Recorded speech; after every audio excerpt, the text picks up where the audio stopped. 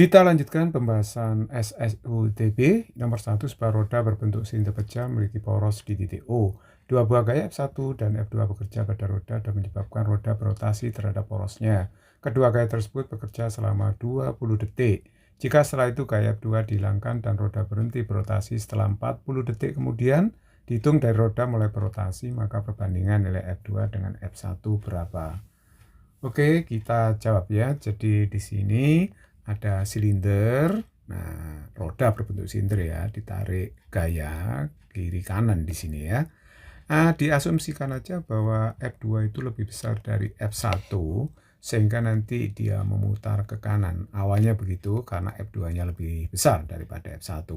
Karena F1 nanti akan menghasilkan torsi arahnya ke kiri sedangkan F2 arahnya ke kanan. Kalau F2 lebih besar dari F1 berhubung dengan torsinya sama, nanti berarti dia berputar ke kanan silindernya.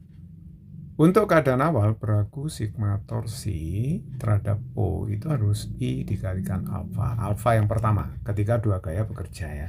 Sigma torsinya itu adalah begini. Ini misalnya jari-jarinya adalah R ya silindernya. Jadi kalau begitu sigma torsi yang dihasilkan dua gaya adalah F2 dikurangi dengan F1 langsung dikalikan dengan jari-jari ya. Sedangkan momen inersia silinder itu adalah setengah massa silinder M misalkan MR kuadrat. Nah, dikalikan dengan alfa 1. Nah, jadi kalau begitu ini bisa saya tulis F2 min F1. Nah, ini saya bagi R semua jadi setengah MR alfa 1. Sehingga alfa 1 dapat apa ini? 2 per MR dikalikan dengan F2 min F1. Ini anggap persamaan 1 ya. Nah, ini dari kasus 1. Ada percepatan sudut sebesar ini.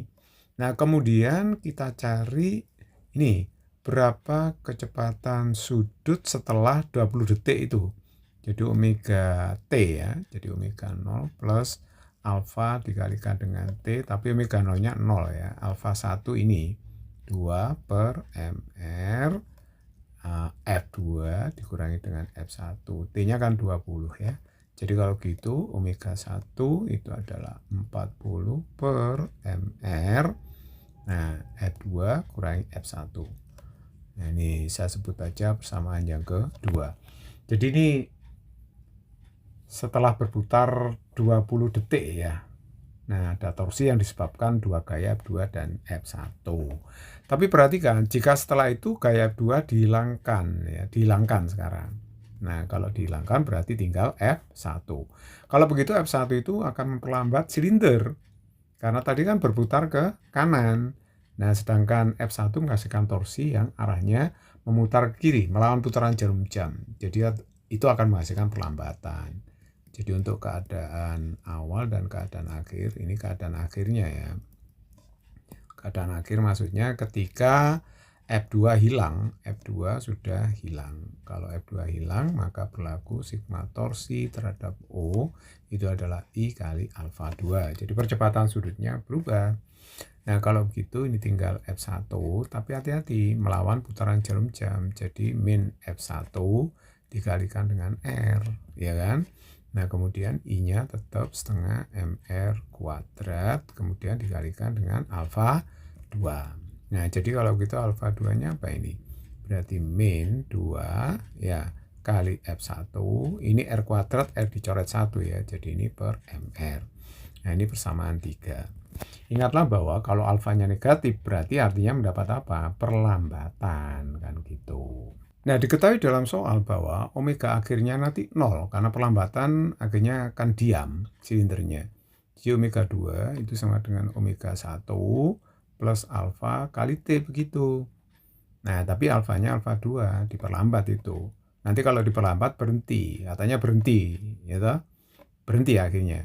Omega 1-nya ya saya tulis dulu aja lah gini, alfa 2 kali T ya.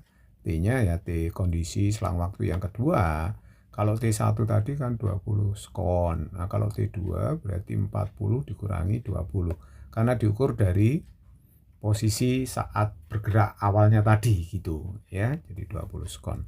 Jadi kalau gitu saya tulis gini kan boleh omega 1 min alfa 2 kali T2 begitu ya. Omega satunya adalah 40 per MR dikalikan dengan F2 min F1 gitu.